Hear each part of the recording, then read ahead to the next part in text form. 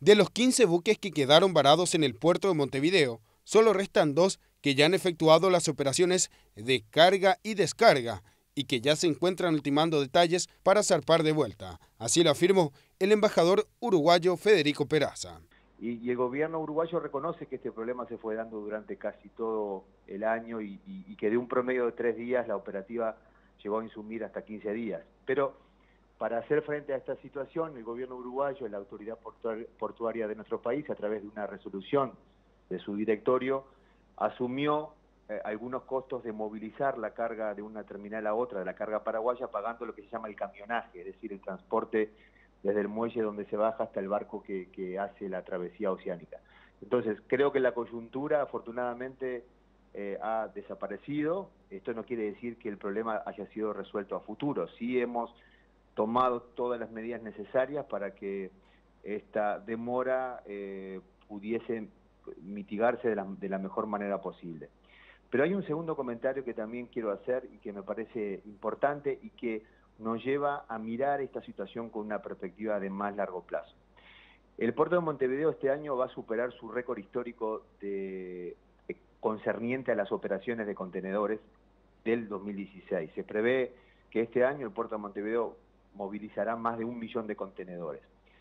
Entonces, el puerto de Montevideo está acusando, en el buen sentido de la palabra, el crecimiento de las exportaciones de los países que lo utilizan como plataforma para sus transbordos a los principales mercados del mundo. Y sabemos y celebramos que Paraguay seguirá incrementando sus exportaciones y sus operaciones portuarias a través de nuestros puertos y de nuestras terminales portuarias. Entonces, lo que estamos viendo, y por eso digo que hay que ver esto con una mayor perspectiva, es que hay o habrá mayores problemas de espacio en una de las terminales del puerto. Agregó que Paraguay cuenta con un espacio físico importante otorgado por el gobierno uruguayo dentro del puerto, que podría contribuir a paliar dicha situación, pero que por alguna razón, hasta el momento, Paraguay no la ha utilizado. Si se utilizara ese depósito franco, que en buen romance es más o menos como tener una cuadra en el puerto de Montevideo vacía, se podría albergar y almacenar unos 500 contenedores de carga paraguaya, lo cual aliviaría muchísimo la situación.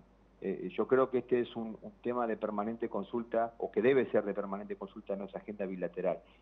Si la carga paraguaya se va a incrementar, si el puerto de Montevideo seguirá aumentando sus operaciones en cuanto a los contenedores, en cuanto a los transbordos, es necesario privilegiar el espacio. Y Paraguay tiene un espacio muy interesante a través de la figura de un depósito franco en el puerto de Montevideo que creo que podríamos utilizar para darle una solución a mayor largo plazo, que como digo, por lo menos podría albergar y almacenar unos 500 contenedores. Estábamos hablando de que la última situación de demora que tuvimos eran unos 3.200 contenedores en unos 15 buques de carga paraguayo. Bueno, el haber podido poner 500 de ellos en ese depósito franco hubiera sido una solución bastante interesante. Consultado sobre una nueva suspensión de descargas de los buques paraguayos, manifestó que tal situación no aconteció. Lo que hubo fue la atención a una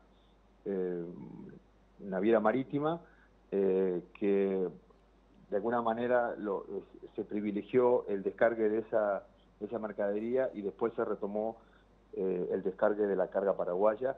Pero lo que digo también es que a veces los operarios paraguayos, cuando hacen contratos las terminales del puerto de Montevideo, en puerto de Montevideo hay 2 terminales privadas, vean o evalúen de manera preventiva si va a haber un problema de espacio o no a la hora de descargar esa carga paraguaya.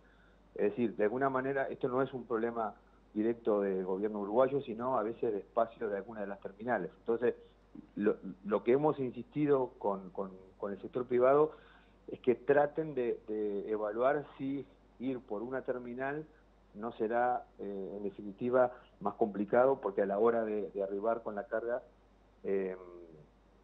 no va a haber espacio para amarrar o para el fondeo, y sí utilizar la otra terminal que quizás esté mucho más accesible en cuanto a espacio y en cuanto a posibilidad de movilizar esa carga. Finalmente valoró que la Argentina haya flexibilizado su sistema de escaneo en sus puertos, lo que permitió al Paraguay contar con una alternativa para paliar dicha situación.